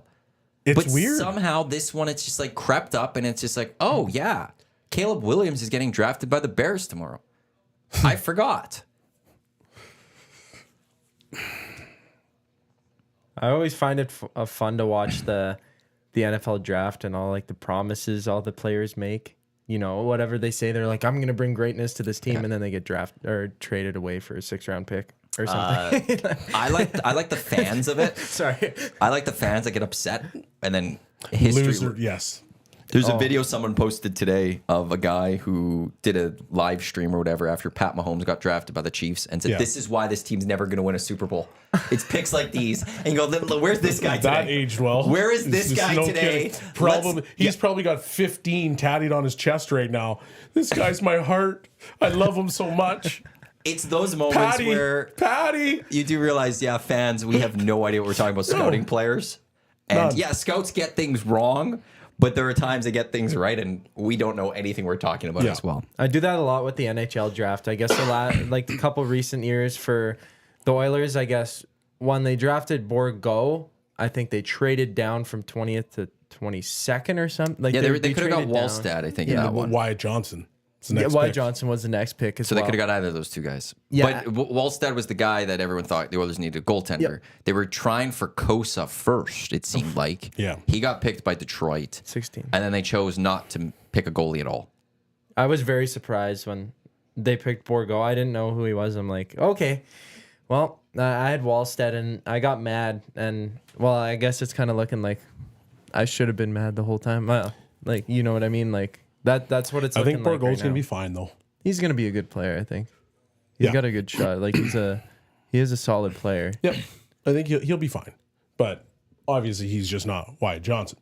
So I understand the whole situation, but it's because people always talk about that one trade when Chiarelli was around, where they got rid of they traded for Griffin Reinhart. Yeah, and they're like, we could have got Barzell, but they weren't gonna take Barzell. That was the big thing. They were never, which is I think actually more damning of a statement. They were gonna take all of Joel Eriksson Ek. Yeah, I think that the anger should be there not as much as the trade, as much. Why did your scouting staff not realize that Barzell was the guy to take? Well, yeah. Was that the same draft that that was Hall's year? Boston missed three straight picks or whatever. Wasn't DeBrusk one of those three? Yep. DeBrusk is one of them, but then there was Barzell was right after. There was Aho was after that as well. Besser was there. They took Carlo in the second round. I know that. Not the Hall year. Sorry, not the Hall draft. That would have been the McDavid draft. Sorry. Oh, it was the McDavid draft, right? Wasn't it? Now I'm confused. So am I. It wasn't the Hall. I got that one. It wasn't Taylor Hall. No, that one was. They got. Who was it? First pick, second round. I'm all over. Wait. Now I'm just losing. Everything's now meshed together. I'm gonna pull this one up. That's the thing about drafts. I always forget what year is which, and you always got to go back and check. I think because I remember Boston. They went off the board for all three of their picks. Yeah, that was except for DeBrusk, right? So is this a Puljujärvi draft? Oh wait, no, hold on. I was looking at the wrong one. No, okay, so it was the McDavid draft year. Okay, yes. Yeah. So McDavid draft year, then the Oilers traded away the 16th pick, which ended up being Matt Barzal. Boston had the 3 picks prior: Jacob Sporl, Jake DeBrusk, Zachary Shinson. Yeah. So DeBrusk is the thing that hit there. And then it goes Barzal. Right after those 3 picks, it goes Barzal, Kyle Connor, Thomas Chabot, Evgeny Svechnikov, Joel Eriksson Ek. Like, those are pretty solid players compared to Zachary Shinshin, I think, who's played, 15 games or something? Besser, Konechny, they go in the first round. Oh. Look at the start of the second round. Aho. Yeah. Jeez. Besser. Brandon Carlo. Where did because the Oilers would have given up? Yeah, okay, they could have taken Aho as well. Pretty solid draft. Your favorite goalie, Aiden Hill, was drafted. Think of their team right now. Was he drafted that year? Aiden Hill? Third round, 76 overall. Think of your team right now. If you had Aho, and let's rewind that. I don't even look Joel at Eriksson Ek and Brandon Carlo added to this team because that's what would have happened.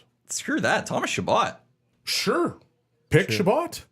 Give me Thomas Chabot and all of that. Okay, so I know we talk about Matt Barzal all the time for the draft. Why are we talking more about Thomas Chabot being passed So how on? about Thomas Chabot and Sebastian Aho? Let's do that. Or even Besser.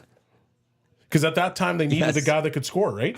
Isn't that what they said? Yeah. They're like, well, we need a shooter. Well, Besser was like arguably the best shooter in that. Arguably. If the Oilers go in the Cup this the time. year, it is what it is. It doesn't matter anymore. Butterfly effect. Yeah. You know, you don't mess with that. But right now, I've just always remembered the Barzal, but looking at just seeing Thomas Chabot sit there and the defenseman and like what that could be with the Oilers. Yeah. And then Sebastian Aho. I know. Those will be the two I'm looking at. 5 cents. He says it was the other Sebastian Aho, though. Oh.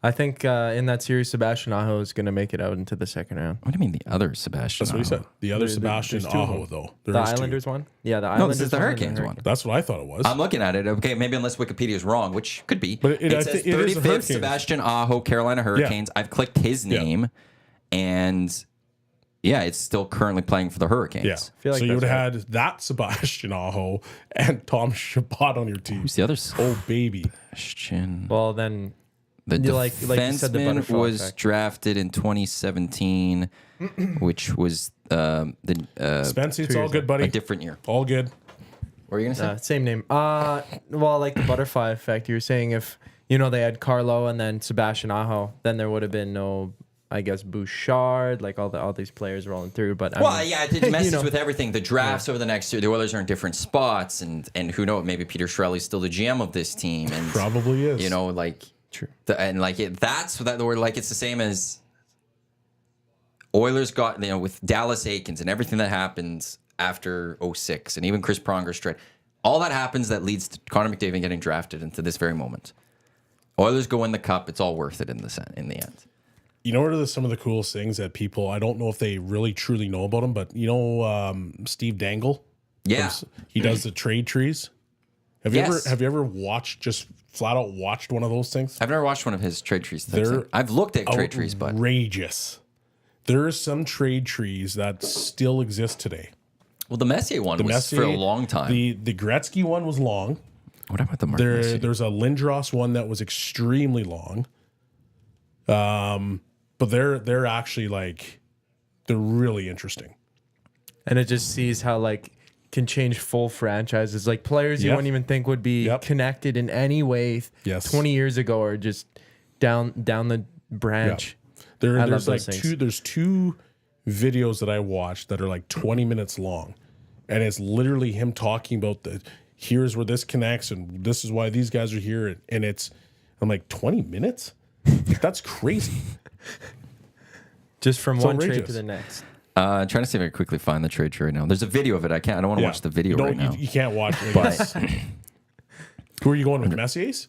yeah, I'm trying to see Yeah. what his because there was a point where it seemed like it might have ended, but then somebody pointed out, oh no, it worked out for some reason, and there was still an extra piece to it. Okay. That I'm just trying to see if I could quickly find. I can't find it right now, but there was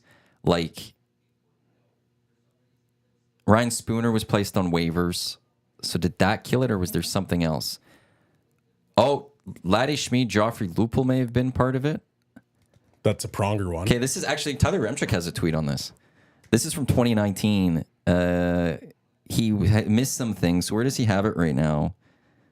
Mark Fraser, Ryan Spooner, Eric Gryba. It might be over. It might have ended with because Spooner. Wait, Spooner he got traded for Gagne. Was that with Vancouver? That was the trade. Gagne was here. Then Gagne walked. Oh, no, then they traded Gagne. They traded Gagne to Again. Detroit, didn't they? for a pick. Yeah. So what did that pick turn To into? Detroit, it was two second round picks and Gagne for Athanasiou. I think that's the one. I think that was 2018. That was. And then that That was 2020 because that was right before the wasn't that COVID. the thing that ended it? That might now be the thing that ended it. Because I'm trying to pull. Yeah, because he was traded. Ryan Spooner was traded with the Oilers. So the Ryan Spooner was part of the Mark Messier thing. So Gagne comes here. He was traded to the Detroit Red Wings for Athanasiou and Ryan Kuffner. So Kuffner's the last piece of it. Ryan So Kuffner. where's Kuffner right now? He's over in Europe. It's done. He's in Europe. He is. Bring him back. Oh, he's currently an unrestricted free agent. Well, you can't bring him back, I don't think, because I think that. Oh, I guess you could technically re-sign him now, but that would have killed it because the Athanasiou they walked from him, and Kuffner last played hockey in 22-23 out in Germany, and that would have been the end of the trade tree. I think now then. Yeah, so 2020. So the Gretzky trade tree lasted 34 years. And it officially came to an end a couple years ago with, who was it? Nelson Nogier. He was the last piece of that whole Gretzky trade tree that lasted for 34 years. Wow. That's incredible. Isn't that crazy? I don't think you could do that. Well, maybe you could in some of the other sports. I don't know how crazy. I'm just trying. Like football, I don't think has I think the would only- have crazy trade trees because generally you just cut guys Yeah. very quickly. So I don't think Baseball NFL would maybe be the one. have some. Yeah. Maybe I'm guessing basketball. basketball would Yeah. have a lot because you trade one player and you get 16 different Yes. draft picks, and you got to follow what happens with all those players and stuff. So I'm thinking basketball might have some like crazy trades. Like what would be the Kobe Oak trade City tree? right now would have a crazy trade tree because of the amount of draft picks that they got for all the trades. Paul George Yeah. to OKC, giving them or to No, the the Clippers Clippers. for SGA. Yeah. They traded Chris then Paul didn't to they the trade- Suns. How many first rounders did they get for that trade? Which one? For Paul Shea? George. Paul George. It was a few. I thought it was like, wasn't it like 6? I don't know if it would have been that trade or if it was like over the course of a couple trades, because I think then that's OKC's traded away so many players. I don't know if Chris Paul would have also gotten them some. Harden they traded, Russ they've traded. So like there's been a lot of different moments where they were able to. At one point, they were at double-digit first-round picks. through like the 20s. Yeah. What? Yeah, no, they had like it was an at one point it outrageous was like they number. were owning every first round pick, and it was almost like Yeah. we're gonna have just the OKC draft. Where Yep. what is OKC doing, and let's watch them build a new team. So the Paul George trade to the Clippers. If I could find this, 5 first round picks, the rights to swap 2 other first round picks, Gallinari and SGA, all for Paul George. If you look back at that trade right now, how drunk do you got to be to say, I'm going to give up on Shea Gilgeous for Paul George? It's all not- because Kawhi wanted him. It's not even that. Like, at least 1 for 1, you could have been like, or one in a pick. But looking back, we gave up 5 firsts, 5 and 2 conditionals. and 2 swaps, another player, and the current finalist Yes. for the MVP of the NBA. Yeah. For Paul George. For Paul George. And we haven't done anything with him yet. And Paul George has like a nickname in the playoffs because he's usually so bad. Yeah. So bad he's got the nickname. He's got a nickname in the playoffs. I forgot what the nickname was again. I can't remember what it is either, but Because he gave himself a nickname once. yes. He gave himself Yes. like it was like gives playoff himself G or a- something like that. Yeah. And it was like I remember watching Tony Kornheiser on Yeah. PTI. He's like, you can't give yourself a nickname, Yeah. let alone give yourself that nickname when you don't show up in the playoffs. 100%. But he gave himself George, one. PG-13. That's the ones that I see. Yeah. No, he gave himself. He gave himself another nickname, but it kept Pandemic P is what popped up here. Pandemic P. I did hear about that one. Playoff P. Yeah. Playoff P. He gave And himself but- Playoff P. And so everybody turned it around and called playoff P because of how bad he was in the playoffs every single year. So he was like, I'm playoff P because I think he had one good game. And then it just went off the wasn't there. deep end. And everybody was like, oh, yeah, playoff P's back. He's here. It was just like air balls and just, it was not good. The Clippers got to be the worst franchise. Good. There's only one team in LA that matters. It's the Lakers. It's And Kawhi tried so hard to change. Like, why wouldn't Kawhi just go to the Lakers? you know, it's in that summer. It could have like the Lakers would have dominated for a number of years. It would have been insane because it was Lakers wanted him.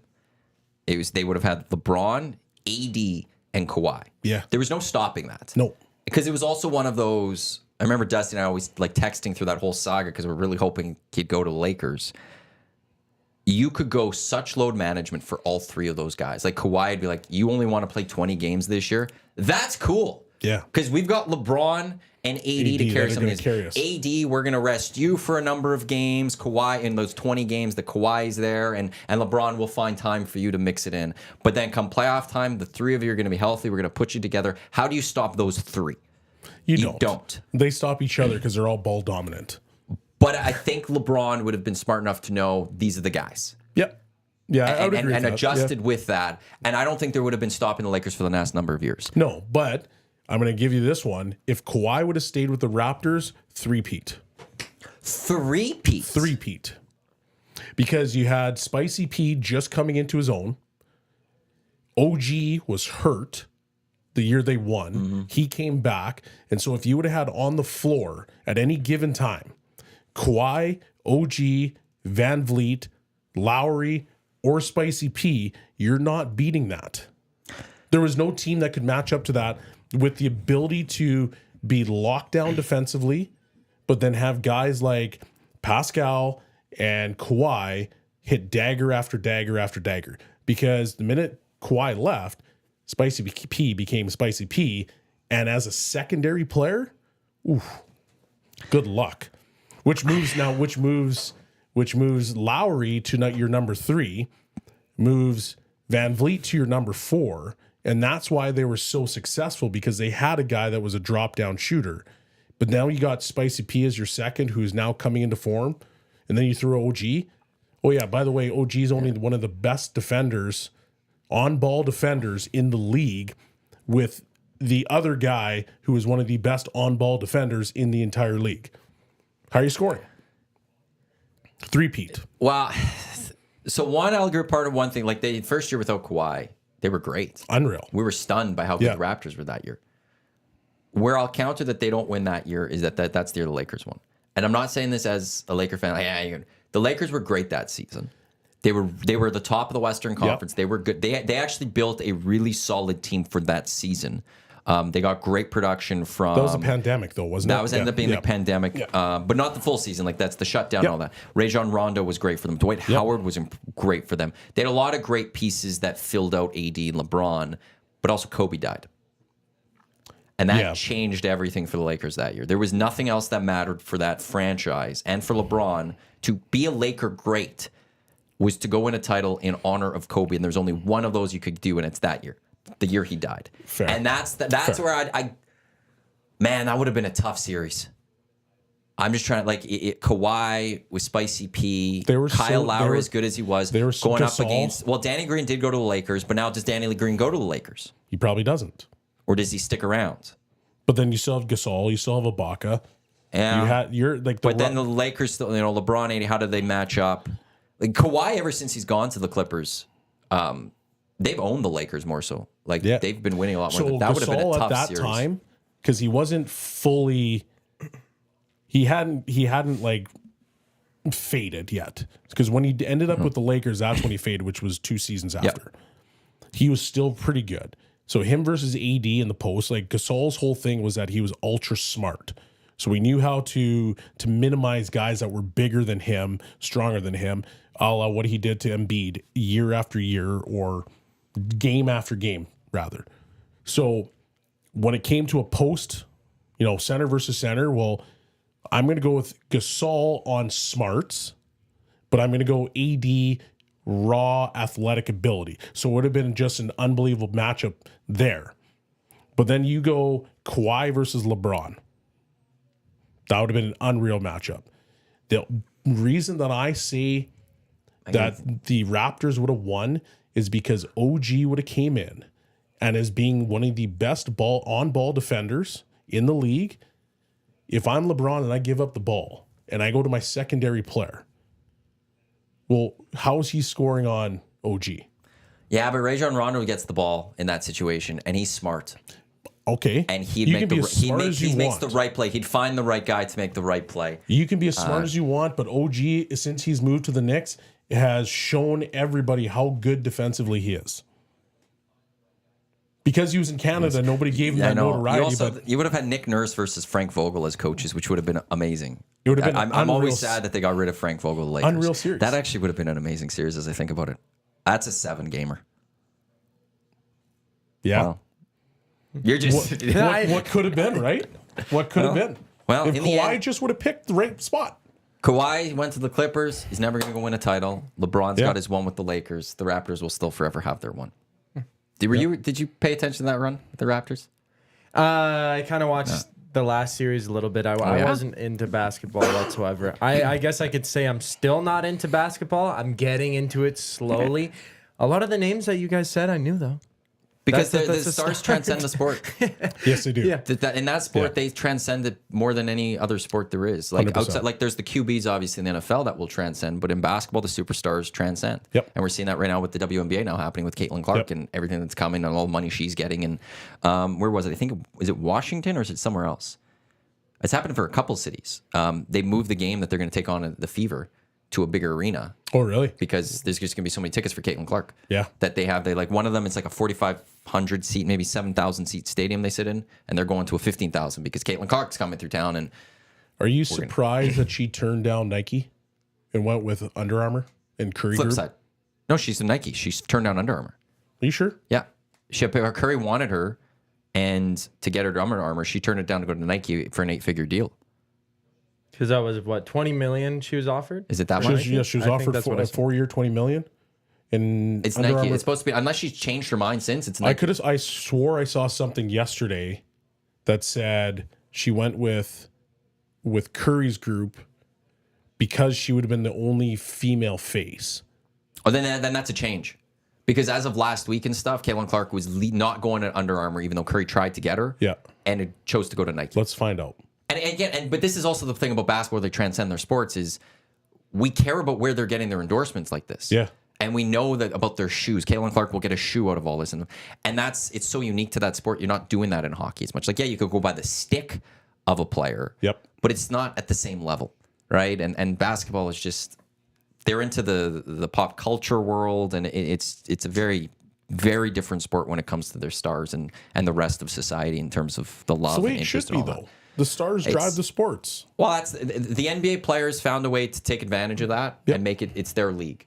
Yeah. And the other leagues, like NFL, non-guaranteed contracts doesn't allow it to happen right now because if you want to push for yourselves and the players, they'll cut you. Dependent who it is, though. But they also there's only so many of those guys. Yeah. And are you going to really your Pat Mahomes, your Lamar Jackson, your Josh Allen, you really going to fight for those guys that are going to be around the league for 3-4 years? Yeah, that's fair. That's the one part with that.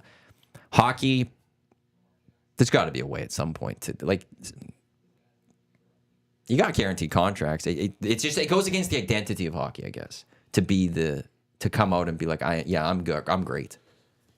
And like I remember James Harden a number of years ago. I think this is when Curry was winning his MVPs, and he came out and he said, "I'm the best player in the NBA," and people were like it's Curry, but I was like, that's how an NBA player thinks though.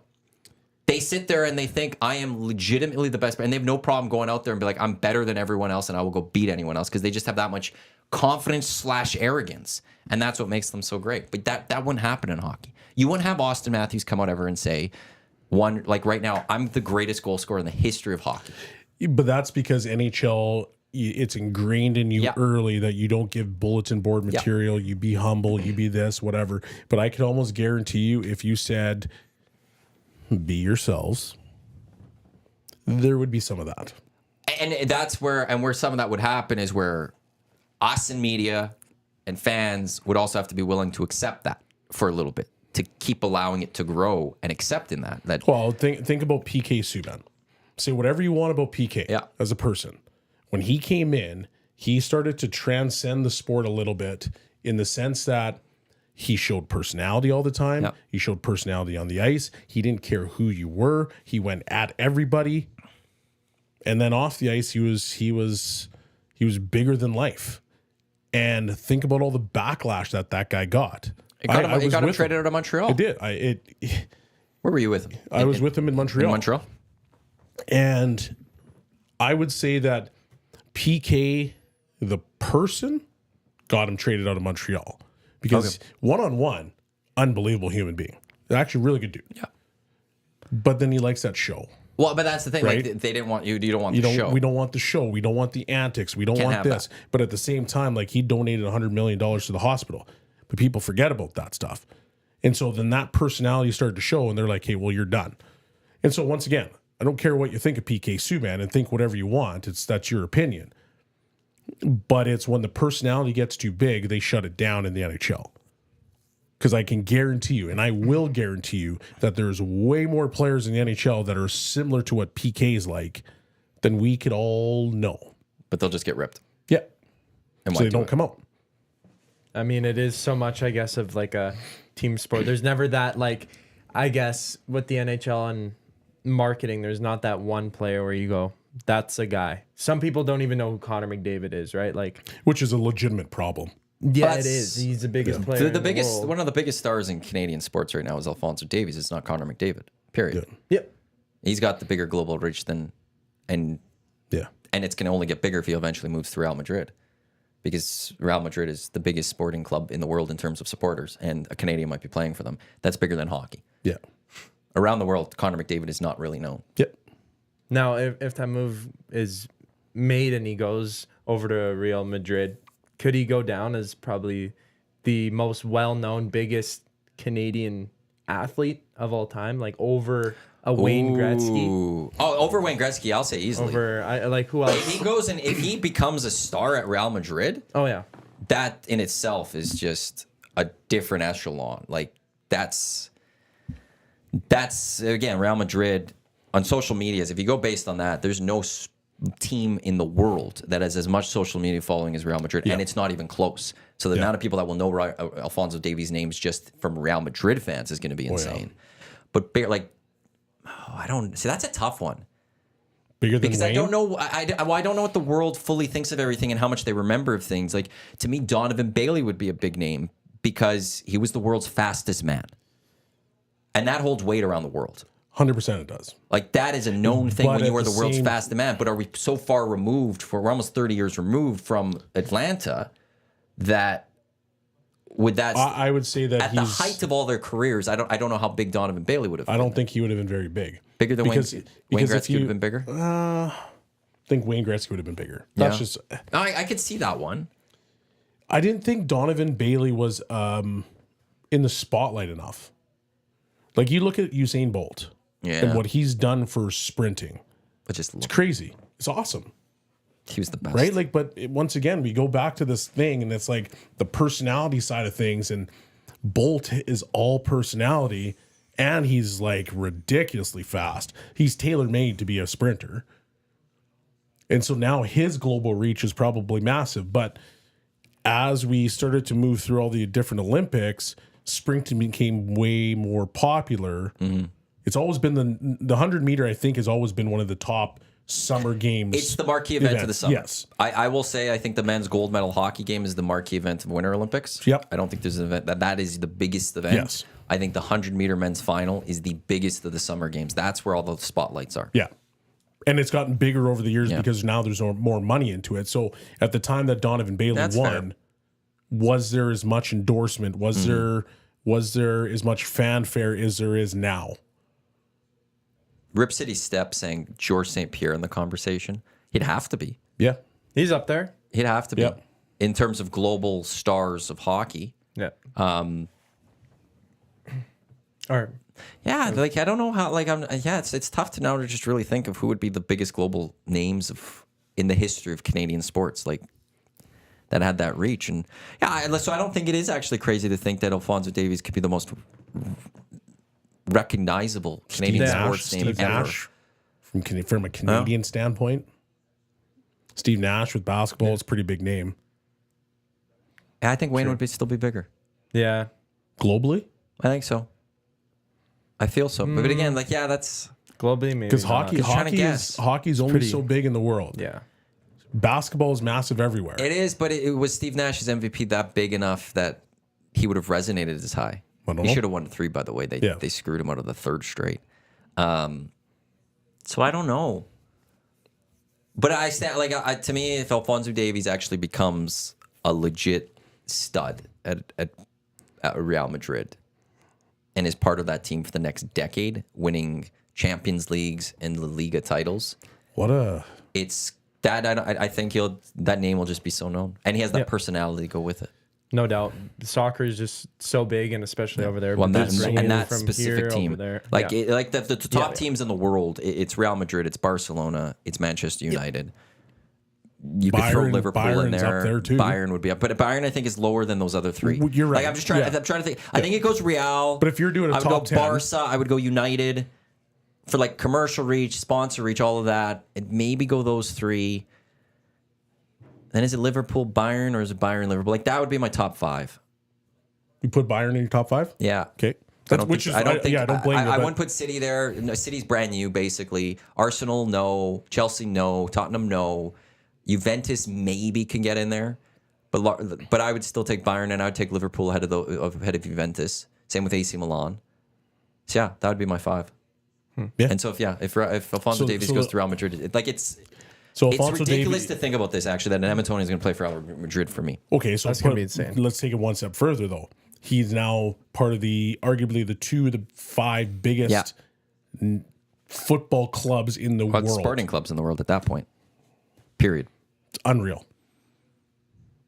And it's good to point out, I guess, that George St. Pierre is, I guess, in the talk. But He would if this were to happen with Alphonso Davies, of course, he would be propelled into this forefront. And everyone would know him, not just here in Edmonton and Canada and stuff, but to go to George St. Pierre. I mean, MMA is such a widely...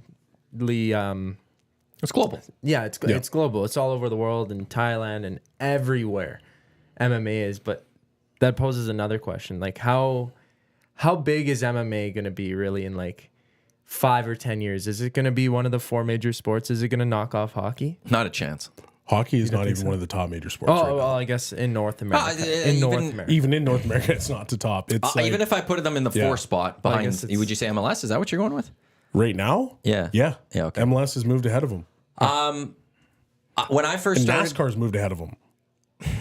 When I first started in this industry, MMA was a big deal. UFC was a big deal. Yeah. All the shows at 1260 were fighting for MMA guests to talk about the upcoming UFC fight. Yeah. And then there came a point where no one cared.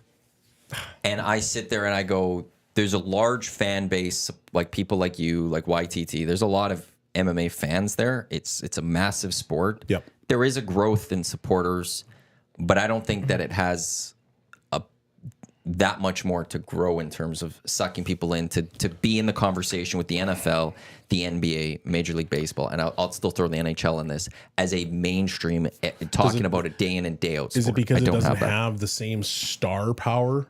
Conor McGregor is star power. I think but he's not- oversaturation. He's is not one the same thing. star No. power as a Brock Lesnar. Yeah, I think oversaturation of too many fights though too. Yeah. Like when it comes to combat sports, we're all used to a big fight a month maybe or something. Yeah. And Yeah, like it's about a that. build to it. A build to it. Like even WWE, they have their one. They used to, I don't know what they do now. They used to do one pay-per-view a month. Yep. But you had the big ones. You had Royal Rumble, you had WrestleMania, you had SummerSlam. Yeah. I think those were the 3 big ones. And that's what everything built up to that big PPV. Built to the next one, built to the next one. Boxing fights. Like there were boxing fights, but it's the heavyweight fights. They're every few months. Yeah. You get the press conference, you get the build-ups. Now there's UFC fight every weekend. That's true. And I think the cards they're oversaturated now in a sense where you're not building up UFC 300. Well, I can't use 300 for this example because it was built up, but the UFC 301 is going to be loaded with these 3 major fights because we haven't had fights for a month. Yep. And I think that to me, that's what's killed combat sports a little bit. That I guess that's true. Like they have, I guess, smaller fights throughout the month, and then the one big one. Like some of them are throwaway events. I don't really watch every single event. The main event is somebody I don't really know. I don't tune into, but some events are getting built up. McGregor is fighting, I think, at the end of June.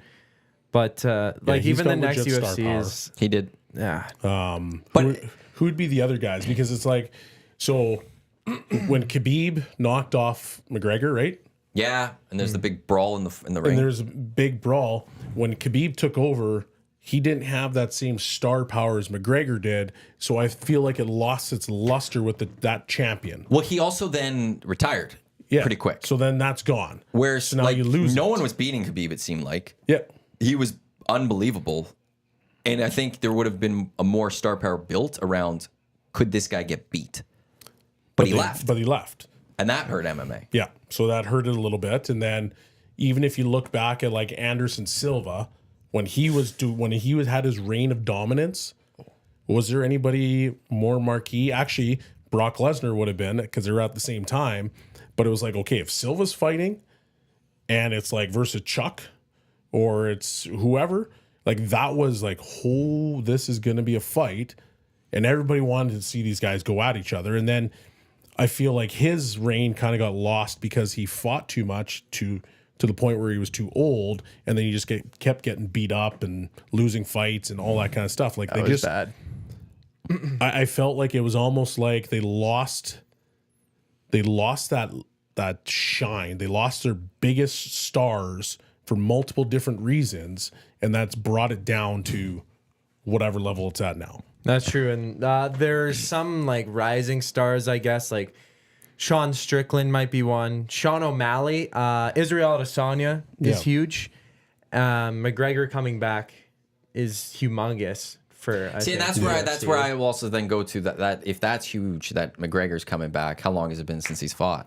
It's been, well, I think he was injured. He fought a year and a half ago, I think. Didn't even know that. Like, when was his last fight fought that in the Roadhouse recently, guys? Oh, okay, there's that. Like, and that's where, like, if you're clamoring for the guy that from the past to come back type thing, that's where, like, boxing, we wanted McGregor or Mayweather Pacquiao for so long. That's all we wanted. And when it happened, it was too late. But it happened because that's all boxing. That's what boxing kind of needed at that moment. Yeah, you're bringing McGregor back. Everyone's pumped. Well, this guy's done. Like, he's not. He's not one of the legit stars right now. Yeah, he hasn't fought since July of 2021 against Dustin Poirier. He left on 2 losses, but then he came back and he did the tough, the Ultimate Fighter series against.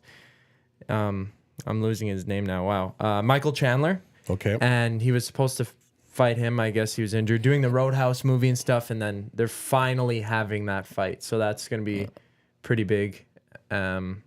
Also, another big fighter is Alex Pereira, who just won, I guess. He's a little bit lesser known. He's had more fights recently, but like... Yeah, that's where I go, like... superstar now around the world, at least. I also think there's a limit of combat sports nowadays of how high it can go as a ceiling in terms of the household. Every day, the number one sport type thing. Well, just with everything we're learning, I think it's like boxing used to be the biggest sport, one of the biggest sports in the U.S. There's a bigger than life feel to it too, right? Like when Tyson was at his highest peak, you're like, this guy, there's an aura about him. You're not beating this guy. This is dangerous. Holyfield was kind of the same. Lennox Lewis, so whatever. But like there was some guys that there was legitimate like, wow, this aura is unbelievable. And that's why I keep going back to Brock Lesnar, because he was the biggest star in UFC because his aura, his presence, what he would say, the fact that people wanted to see him, and he manhandled guys that people were like, this guy is real tough. And what he did to the guys, was it Frank Mir in his first couple fights? So the first fight that he had with Frank Mir, he lost, but the next one, he literally held him with one arm on the ground and just rained cinder blocks on this poor guy's face. Like, you know how strong you need to be to hold a guy off that's like 250 pounds with one arm? Like that to me, I'm like, okay, when's his next fight? Because I cannot wait to watch that. Yeah, Conor McDavid had that, not Conor McGregor, sorry, had that exact same aura. These other guys that you're mentioning, yeah, they're good fighters. They don't have the same aura. You know, no, some of them have the personality and bring it, and it's been watered down a little bit. Yeah, like it really hasn't been the same, I guess, since that Brock Lesnar and. Back to the initial point, like, can MMA get into the top four? Like, I'll say, what's going to be the biggest combat fight of 2024? Great question. Well, it's going to be Tyson Paul. In terms of combat, like, woof. That's going to be the biggest fight of the year. That is going to be the most like the fight that gets the most mainstream attention this year for the entire calendar year of 2024 is going to be that fight. And that says all you need to know right now about boxing and MMA in terms of the bigger global appeal and reach for the growth. Not saying MMA is not great, not saying there's not a lot of supporters for it, but in terms of wanting to grow it and becoming one of the biggest sports, the biggest fight of this year is going to be an exhibition fight with a 60-year-old. Wearing extra thick gloves. Like that's With the no way I look at it. knockouts. By the way, this was Hangout Headlines, which was brought to you by the Ranch Golf and Country Club, offering premier conditions, top-notch service, unmatched value, a great choice for any golf round this season. Book your tee times visiting ranchgolf.com. Speaking of like old people, needing the old people back, golf issue is Tiger. Tiger still draws people, but there comes a point where it's like you got to, and they've done a decent job of growing the sport without Tiger. There's a lot of great golfers, but it's just not the same without Tiger. The numbers just will never be there the same as with Tiger. Man, Tiger was great to watch. He got cut before round 3, right at the. No, he made the cut. He made the cut. Okay. He made the cut. He was there on the weekend. Oh, okay. Yeah, he didn't play particularly well. Game 2 tonight. What are we thinking? It's going to be a really close game. And the LA Kings are going to bring all that they got. They're going to be playing hard right away, I think. I agree with you that the Oilers need to start on the right foot and just give it to the LA Kings. They can't let them get their game in motion and try and score early. If the Oilers score the first goal, they're winning. Simple Prediction on score? 3-2 overtime. 3-2 overtime. Oh my God. I have to do post tonight. Of course it's going to go to overtime. Thanks. I'm for going jinxing that one. 4-2 Oilers. Empty net? You got an empty net? Do you? For that? No, Oh, no, okay. Because Cass actually yesterday on Two Guys, he said 4-2, but with an empty net for the Oilers. Yeah, that's why. No empty net. Gager said, I can't remember the final score. It was like maybe 3-2 or something, double overtime. Just because Cass was going to he's like, I don't want to be too late. And so Gager went with double OT, but early double OT. So we get the full intermission, and then in the first couple of minutes, it's over. And they're like, oh, well, we waited just for that. So we'll see. I got to build my EST parlay. That'll come up later during the oil stream. Myself, Tom Gazzola here on Edmonton Sports Talk. That's at noon. Then it's the GCL Diesel Oil Stream pre and post game show. Tom Gazzola, Matt Cassian, live right here on Edmonton Sports Talk. Tommy live at Hudson's West Edmonton Mall on Bourbon Street. Up next, it will be the Lock Shop. Huss and myself, I will be back on the Lock Shop for the second straight day. And we'll also have your next chance to qualify for the EST Flyaway. Belle, it's great having you in. Always a We'll pleasure. do this again next week. Absolutely. Zach, nice work.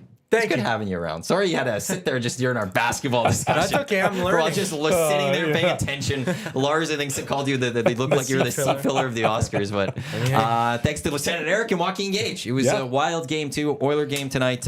Enjoy that. Thanks for tuning in to the Hangout on this Wednesday. It is Wednesday, yeah. I had to double check there for a second. Like I said, Lock Shop coming up in just a few minutes here on Edmonton Sports Talk. Please stay tuned for that. Let's go. There you go, right in front of the camera. First time guest, long time listener, fan of the original draft commissioner. Welcome to the EST Hangout presented by Whiteclaw Hard Seltzer. The difference is clear. Matt Iwanyk, Tom Zola with here. Joining us today